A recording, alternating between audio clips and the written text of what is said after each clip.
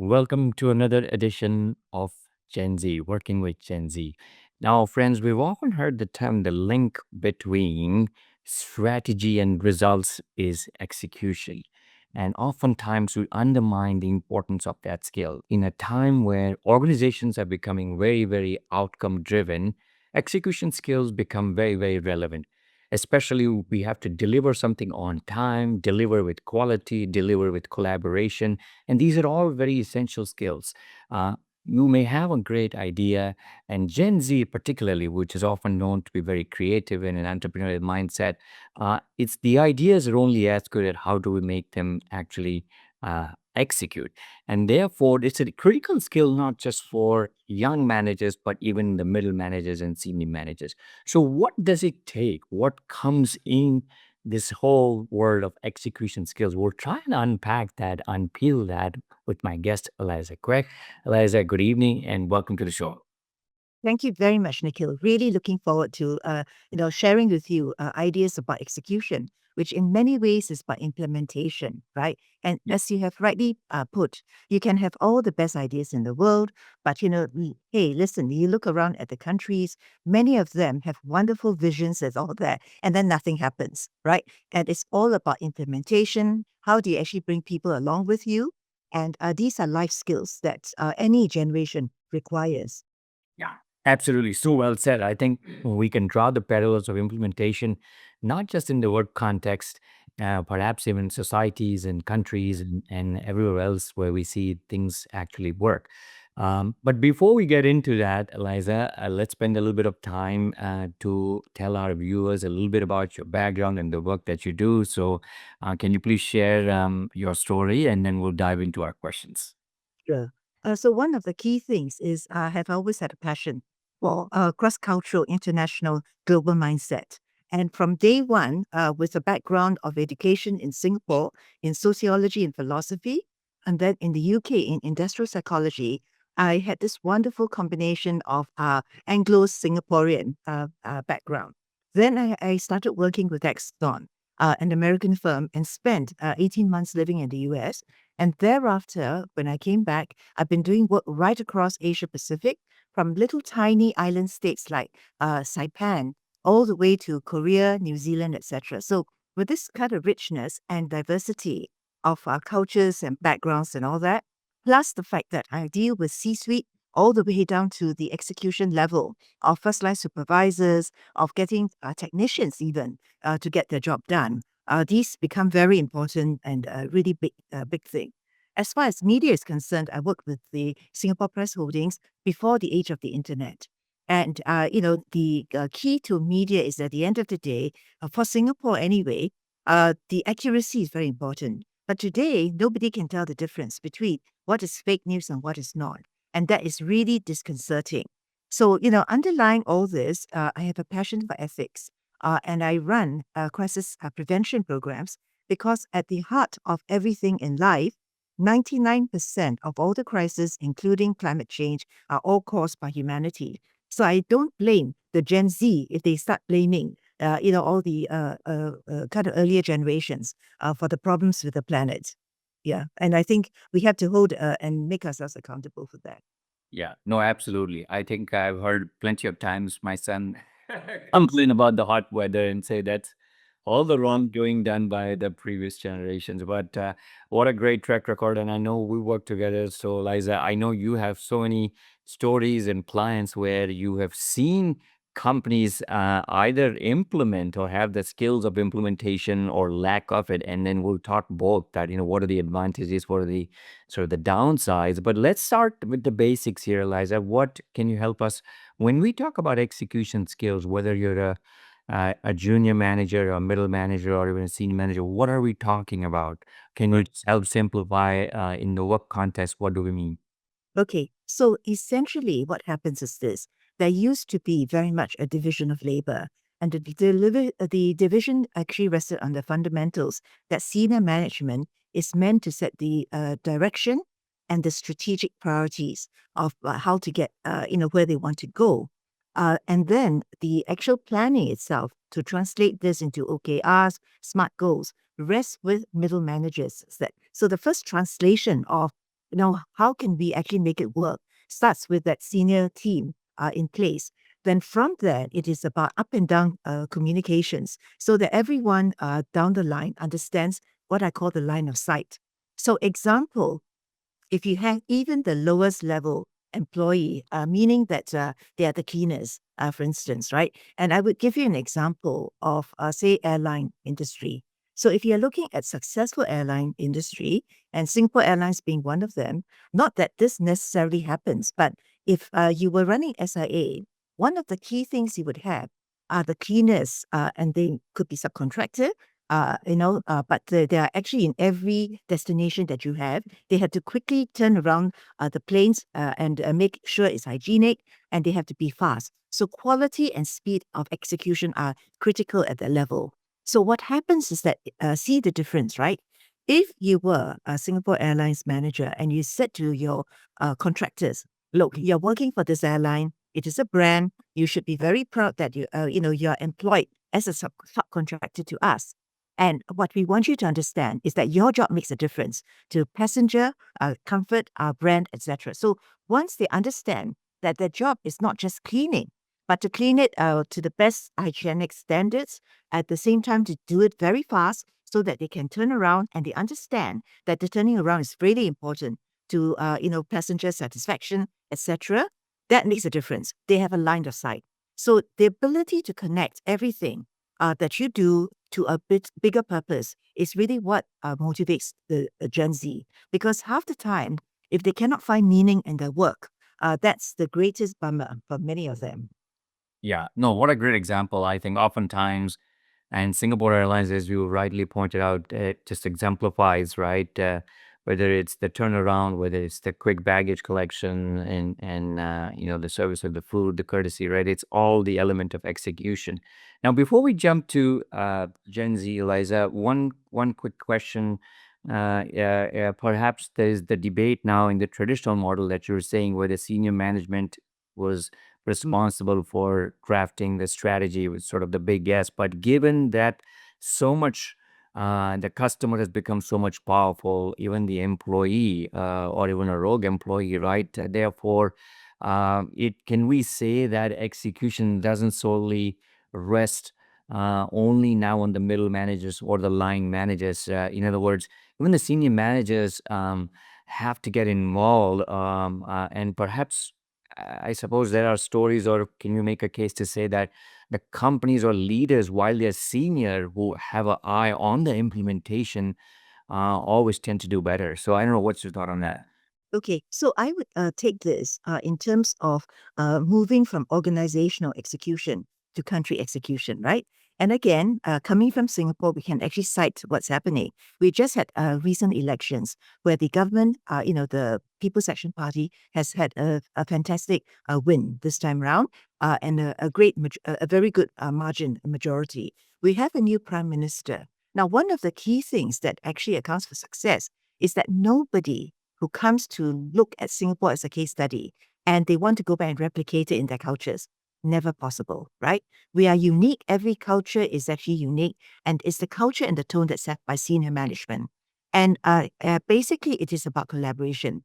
The top must model. So even though we say they set the strategic direction, they should be asking and ask, listen, and learn from all the ground up to know what life is like at the front line. Because it's one thing to have broad strategy, is the other to actually get the data that you're dealing with. So if you can work collaboratively and really lead your team, it's just really a balance, a paradox between how much do you actually intervene and empower versus how much do you actually guide and channel the energy. So I think that is the art of leadership. So at the very, very successful companies and countries, you've got government working with the civil service. You look at policymakers, and the policies are the ones which are really reflective of the consensus of the strategy. And then the execution is actually done by very competent civil servants who report back to the ministers, who are the leaders. So this is how I would see that this integration of collaboration between all the levels of an organization, whether it's a country or a company, works as well. Right. No, I think that's again a very good example of it is not just the top who has to kind of design something and pass it down. I think they have to be involved. They have to, as you rightly said, collaborate very closely, sort of give up that hierarchical mindset or the ego to say, my job is to do this and it's their job, but just kind of work very closely. Now let's come over to our cohort of Gen Z.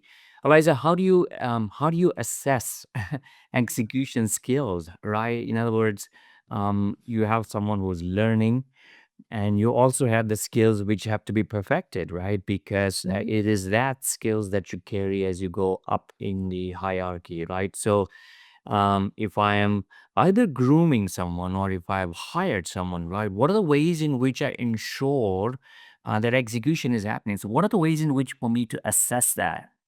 Okay, so I think in most organizations, regardless of whether it's Gen Z or otherwise, right?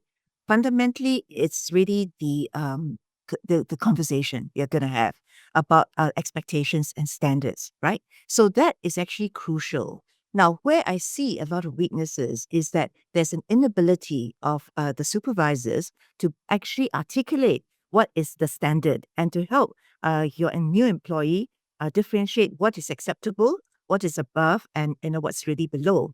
Now, some multinationals have done that very well because they have actually spent a lot of time trying to actually explain to the employee that if you did this in behavioral terms, you would then get meets expectations. But if you went beyond that, it will be above. So I think basically clarifying and making sure that the other party understands what is really expected is very important.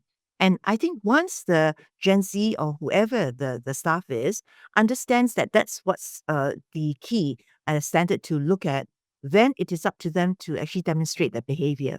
And that's where you see all the other factors. Example, how much initiative does somebody take? How much entrepreneurial creative thinking do they come? And do they come to you with a problem and wait for you to give them the answer? Or on the other hand, how open are they to coming up with suggestions first, and then just say, "Hey, let me just run this ideas by you. Tell me which one you prefer, and let me work out the details." So it's really about seizing the initiative, getting the ownership, and that commitment to see it through, and then being able to actually have resilience when they come across obstacles. And instead of just simply whining and grumbling, they actually come up with, this is what I thought about it. Yes, I was impacted. I really felt bad, and I don't think that's acceptable. So it's really about assertiveness and clarity in communicating upwards as well. So I think these are all part of the key things when you're trying to assess a workforce, and particularly with Gen Z, they are really expecting frequent and really, critical feedback. And they're open to that because they actually love feedback. They thrive on it. Yeah, no, excellent. I think from what you're saying, then it sounds almost like I think the onus is as much on the manager or a systemic culture where you develop the SOPs, you develop robust KRAs on and feedback mechanisms, right? Yeah. Now, what normally comes in the way, I would say is in the context of both ways. It's not so much, maybe you can spend and tell what comes in the way from what a manager should or is not doing, and also from the Gen Z's perspective. And I'd also further ask that, okay, like if you're trying to test technical skills, like there are ways to check that. But if you are in the service industry, right, where you Yep. let's say in a restaurant or the airline industry, right? Again, or what requires for you to become good there. So just from your experience, what normally comes in the way, and from the manager's perspective, Gen Z's perspective, what should they keep in mind? Okay, so I think to begin with, right, let's talk about the fundamental of what seems to be, a decent kind of fair observation. And the 360, it doesn't have to be formal, but basically being open to sources of 360 feedback from every stakeholder that the person touches is important. So it could be a stakeholder who is a customer, it could be a stakeholder who's a supplier, a vendor, whatever. I think, first of all, for both parties to be open and to actually take into account asking how did I come across My intention was to do XYZ. Uh, what was the recipient's feeling at the end of the day about how that service was actually delivered, right? That's the first thing. Now, from a manager's viewpoint, what I've found over the years is that the managers have a great deal of discomfort in providing two things: praising. They don't actually praise or encourage, and they're very stingy about it, because when I ask them, why are you so stingy with praise? And it is about the fear. And the fear, and this actually comes back to Asian parenting, right? You do not want to praise a child because they get too swell headed and then they become arrogant. That's the major fear. And then for many of these managers, they say, if I started saying to Nikhil 80 times, great compliments, and then 20 times I'm, maybe being critical, then during the performance appraisal, Nikhil will challenge me to say, why have you given me, meet expectations when 80% of the time you told me I'm really absolutely wonderful, right? So there's all this basic fear that's holding back, and they often do not have truthful, honest conversation. So crucial conversations are a skill that the leaders actually need. Now, on the part of the Gen Zs, it is still this whole question of politics and political dynamics, and learning the art of actually saying no, positively negative, as Stephen Krempel's our book is all about. So I like what Stephen says, right? And in many ways, it's a plug to him, because he's teaching people you can actually provide negative feedback without coming across as negative, but really much more positive about it.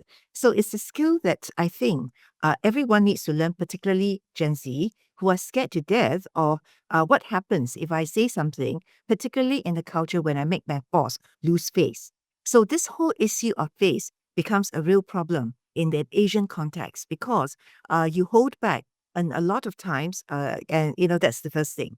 Secondly, they hold back when they see that the manager is not responsive to the change.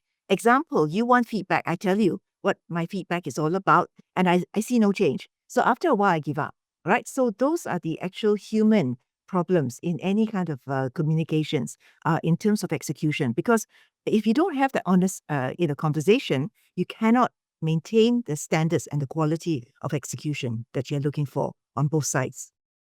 Yeah, no, excellent. I think you said it well, where the manager has a role, and I think especially in the Asian context, sometimes we can give the sandwich feedback, or we're Yeah, afraid about, ruffling the feathers. So we try and keep it, the good, the bad, and the good, so that, right. and sometimes I think, as you rightly said, if 8 out of 10 times we were just giving positive feedback, even though maybe it may not be relevant, I think that the employee then just gets a sense of entitlement, or there's an inflated perception of how good they are, and that could actually be an issue. Now, one other question here, Eliza, is that if you do have a couple of questions. Number one is, if you do have a Gen Z where there are certain issues, and we've heard in companies where they do what's called the performance improvement plan and things like that, and oftentimes in large companies, in big companies, right, perhaps the level of detailing or hand holding that may be not possible, right? And if you sense that there is someone who's struggling, like, where would you start? How do we go about helping him or her? And are there tools or processes that you recommend that we should keep in mind as well, so that the basic DNA of execution is sort of built in them? Okay, so I think it starts with, first of all, as I've said, the fundamental foundation is about clarity, right? Clarity of standards and is really important, because often I find that even the managers have no idea what a standard they're actually expecting. So it's very variable. So when you are not actually clear, it's extremely difficult for you to set that standard so that both parties understand what looks like. So it's what good looks like. So essentially, what happens is that to begin a conversation, it will be, okay, Eliza, I want you to do X, Y, Z, and we both have got to. You have to ask me. So if you were to do this well, what would that feel like for you, and what would that look like for you? then you can give your 2 cents worth. And then you could actually say, if you're putting yourselves in the shoes of the customer, how would that look? So if you got a 360 discussion of what good looks like and feels like, and everybody understands it, there's clarity, we are aligned, it helps tremendously. Then the next thing is, immediately you see that behavior and you pick on that behavior specifically to do two things. One, if it's going right, you should say, Nikhil, well done. You are definitely meeting this or exceeding it as we've agreed. Or if it's below, instead of telling you, I might say, hey, Nikhil, can we have a few minutes of check-in? And by the way, Gen Z loves checking in. So a very quick check-in is, tell me about the incident. What happened? And, how do you think the particular customer felt? If you were in their shoes, how would you see the situation? What was your intention? So in a way, it's an adapted SBI, right? What was your intention? And in many ways, if you were to reflect on this, and reflection is actually a very key skill for Gen Zs and anyone else to pick up, what would you say you could do differently in order to achieve a better impact or to achieve as you intended, right? So I think that it's a tool and a skill of conversation. And of course, the tracking mechanisms are all there in execution because you've already got your measurements, right? And the key measurements is either you meet those standards or you don't, and whether you achieve those goals in execution. So for some, it is very easy. Sales, for instance, is typical. The number of sales you have to take, the cold calls, etc. That's that. But in the soft skills area is where you really have to have behavioral indicators. And often in big companies now, I've seen very, very sophisticated ones where they have built in the values and behavior and what is expected so that the performance appraisal is 50% on the what. You have to achieve the smart numbers, etc. And then the how you achieve it is also important and is given the weight of 50%. So that part of it actually addresses the soft skills, the values, and the behavior. Yeah. Yeah, exactly. No, I think again, it's well said. Just keeping in mind the conversations, the routine of that, and as you say, I think what is definable, what's not definable. So again, the onus falls on the manager as much as you think about the Gen Z. Now, one question here quickly, Liza, is that in a situation where in today's environment where the customers are becoming more demanding, the expectation, the speed to execution cycles are becoming shorter, imitation cycles are becoming shorter, right? If I have a good product, someone else is going to come up with that very quickly within literally days or even hours, right? So how do you balance the element of keeping the creativity and the structure and the discipline of execution, right? So you don't want to undermine ideas, but at the same time, I think the speed to execution has its own sort of value today in the marketplace. So how do you balance, especially when you're leading Gen Z led teams, right? So what have you seen? What works? Okay. So I think what for me actually works is this is actually a universal paradox, right? And it's just always about trying to balance on the one hand speed and execution. The couple of things. Execution, if you want basic quality, high standards, etc., may take you longer, right? So that's why agile methodology comes about because agile is a way of really speeding up the process of innovation and at the same time building in the process of feedback so that you tweak it along. So in terms of the technology of methodology, Agile, I think, works very well to try and give you the speed and at the same time the kind of innovation. The other ones that have been quoted by particularly in the technology industry is that when you're looking at product innovation versus execution, sometimes, you would have slightly different team members because there will be some people who are actually full of beans, lots of ideas. They are into excited moments of, envisioning, etc. Those are the guys who can dream up the dreams, but they also need a team that is also grounding them on data, right? So you can have the visionaries work together with a small team of data evidence base to help bring them to a level where they understand that the market is asking for certain things, etc. So it's actually about teamwork, and it's about really balancing the strengths within the team.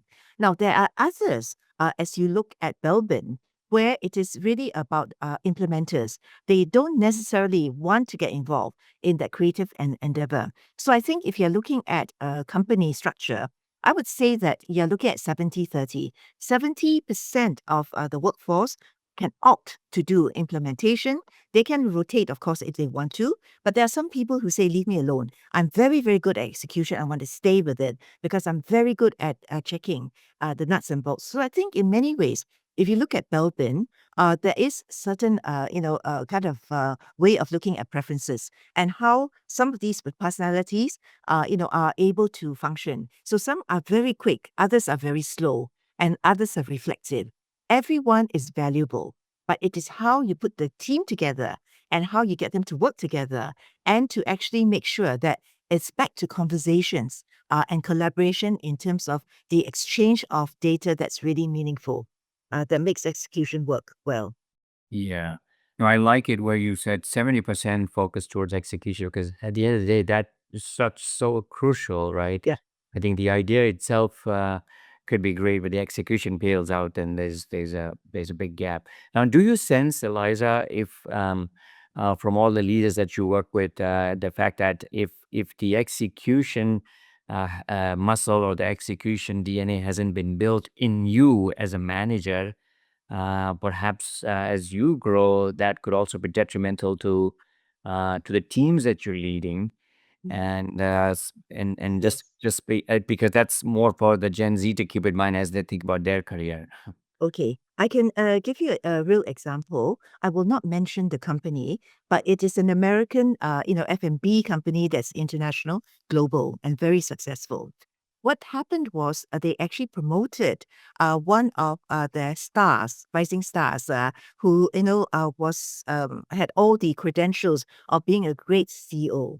But that person actually did not ever work in operations. Now, in that kind of global business, which is F&B, you've got to actually be able to build your career through running operations, the supply chain, the day-to-day delivery. You must understand logistics. You must understand all that part of it. That particular person did not come from that background and was groomed very quickly. So here's the danger. If you are actually not rotated through, but you are promoted very quickly without that foundational skills. And when, she got to that job, it was Peter's principle. They discovered that actually she couldn't do the business, well in terms of translating her vision of the targets into reality because she's had to lead people underground and she didn't understand what their problems were because as far as she's concerned, it should be easy, right? And you should just go and do it. And she didn't really understand the mechanics of what it takes and the blood, sweat, and tears to do this. So here's one story that she actually failed and she was moved out eventually because she couldn't actually get that done. The people in operations didn't find her credible. She could not get the results that she wanted. So this is actually a very salient lesson. And the same thing actually apply to government, right? We have cases here where you've got in government this idea of scholars. They are very good. They come from Cambridge, Harvard, and all the rest, and they sit straight away in policy making. And they've never gone down to the root to consult with the people on the ground what actually happens because they've never been outside their office. And what happens is they come up with policies that the people on the ground says, you must be mad. Do you know how hard it is to do what it is? You have no idea what reality is like. So I think the general advice is this. Don't be too happy and just skip because you have great ambition. You want the promotion of titles. And if you were on this track, make sure that you do take time to just educate yourself on the ground because it is so important for you to know what it's like. So very, major companies, I think McDonald's used to do this, where all the senior people have got to go down to a McDonald's outlet and serve the customer, right? Once a year or twice a year is very good. Try different outlets, and then you know what it's like to serve McDonald's, say in one city in Mumbai. Then you go to a rural area, and then you see the difference. So I think it's important to do that. Yeah, no, absolutely. I think it gives you a good pulse of what's happening with the customer, and you're not sort of in your silo at the ivory tower, right? Yes. Okay, so a couple more questions as a way to wrap up. Eliza, one question. Obviously, we're talking about Gen Z, so they come with a lot of tech savviness, and there are general stereotypes about every generation. So, in your experience, what have you seen? Does the technology knowledge that they carry, is that more a boon or can that hinder them when you think about execution? And have you seen that they tend to overcome it, undercome it? Just in general, obviously it Okay. could be contextual, but I was curious to hear. Yeah. Okay. So I think we all qualify by saying that, when we talk about generations and cultures and all that, we're using a universal kind of observations, a shortcut. There'll always be exceptions. So a couple of things. Number one, I think that when you're looking at digital savvy and all that, it's very really a positive thing, right? So those who are technically competent are very good. What they do need is maturity to understand empathy because again, some of the websites and some of the things that we go through, you will find that number one, the design is actually pretty bad because they have actually thought only of people and assumed that the people who are actually going to use their website are tech savvy, and majority of them are not, right? So there is a need for the young to actually understand that just because they rule the world and they understand the tech, other people don't. So they have to be much more customer centric in that sense. The other thing is also their attention span. Because they are so fast, there's a trade off, right? Everybody goes into ChatGPT and it is able to come up with all kinds of stuff. And I think, all of us can just do a simple thing. If you just simply rely on ChatGPT to give you the answers to whatever questions are posed by your examiners, you are not learning because you're actually simply replicating. And I bet you 100 to 1, you don't even bother to read what you've answered because you cut and paste, right? So what happens is that it becomes very shallow. Their knowledge is but sound bites. That's all they have attention span. Like I say, attention span of a gnat sometimes, right? So that's a disadvantage. But actually where, you see them really working very hard. So I've just come from the UNICEF program in Bangladesh. And to be fair for this Lee Kuan Yew School and the UNICEF program, they out of 800 applicants, they selected the creme de la creme, 30, 15 women and 15, young men. And they are marvelous. For them, they're using the idea of platforms to reach the underprivileged. They're using it for advocacy and really to help a new Bangladesh and to build a new Bangladesh. So I think for me, it is all inspiring. The humility I have in looking at what they've been through. It has not been an easy life for many of them. It's really resilient. So I have a lot of admiration for the young. And like Professor Muhammad Yunus says, the future is in their hands. So they certainly can't do a worse job than what's happening with the current leaders in the current world. Yeah, no, absolutely. I think what a good example. I think especially when you talk about the fact that they are tech savvy, but it can be a double-edged sword because Chat GPT is essentially resourceful, but it kills what you Yeah. what you should be doing on your own, and therefore I think it undermines, it takes away your execution capability. So, Eliza, final question here. The what could be as a way to close out the call to action, right? Maybe one advice of a do and a don't for the manager when it comes to execution, and maybe one do or a don't that a Gen Z should keep in mind when you think about execution.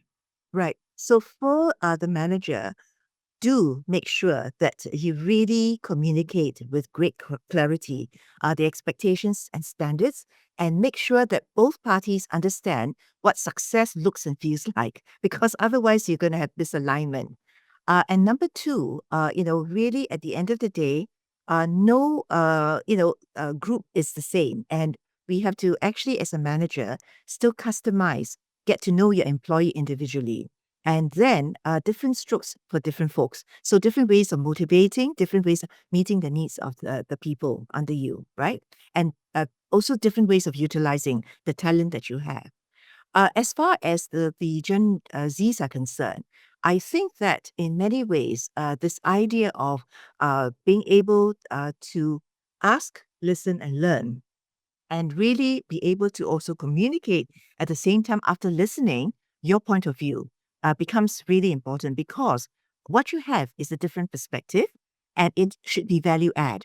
So the way you're going to communicate it is to ensure very sensitively that the party is able to hear your message. Because if you really, get them upset, they're not likely to want to listen to you. So this whole communications emotional intelligence is really important. And then, as far as accountability and ownership is concerned, right, rest assured that, on your shoulders, in terms of the don'ts, don't push work and don't blame other people. At the end of the day, you are accountable for what happens to your life and to the rest of society. You have a massive opportunity to actually impact the world in a very positive way. So use that, positive impact power very carefully. Yeah. No, excellent. Wow, it's a great. I really like both on the manager and the Gen Z side. For the manager, communicate clearly. At the same time, don't put everybody in the one bucket, right? I think we don't want to stereotype. Get to know your team, and see what works for him or her.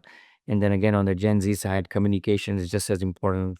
It's two-way street, and so it is important for that they make sure. And then accountability. I think that's such an important point that it is not always the boss or the system, but Yeah.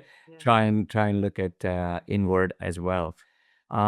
Eliza, any sources, resources, books, sites that you can recommend, or when it comes to this topic? I mean, obviously there's a lot out there. Anything Yeah. else that comes to mind?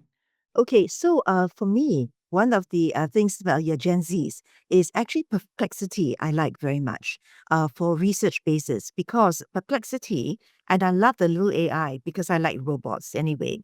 And what I like about perplexity is the fact that number one, you can actually see it running through all the resources. So, from an academic research viewpoint, in order for you to avoid fake news and all the rest, it's actually a very good source. It also offers you the basic web for you to look at, including YouTube and so forth. So actually, knowledge is not a problem. Execution is. And that's the whole point. It's a very good way of kind of ending this thing because everybody, has enough knowledge. And I am very optimistic about AI not taking over human race because you know why? We are fundamentally indisciplined and disobedient. We all know what is good for us, but we will never do it. So it's the same thing, yeah, with the AI. The AI can tell you the knowledge base, plenty of books, plenty of resources and articles and all that. But actually, will you read it and will you be able to apply? Because there is a big gap between I know how to motivate, I know the theory of motivation, theory of change. How am I going to do it? It's a whole different ballgame. Yeah, absolutely. No, so well said. And Eliza, you do some great work around the world, around Asia. Where can people find you? How can they kind of look you up? Is there a website on a particular platform? Yes, very sweet, Nikhil. They can always reach me at Terrific Mentors International. We have a website and also at the same time through LinkedIn. So those are the two key things to look me up if you ever want to reach out. Okay, Thank fantastic. you.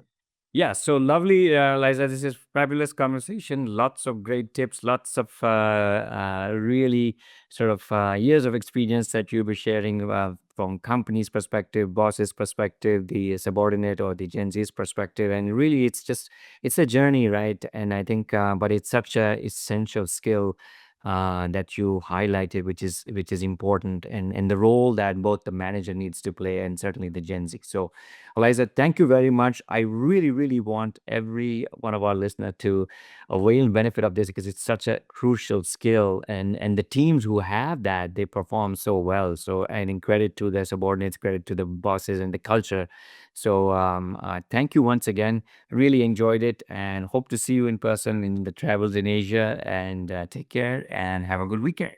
Thank you very much. Right. Okay. So do we have time to just catch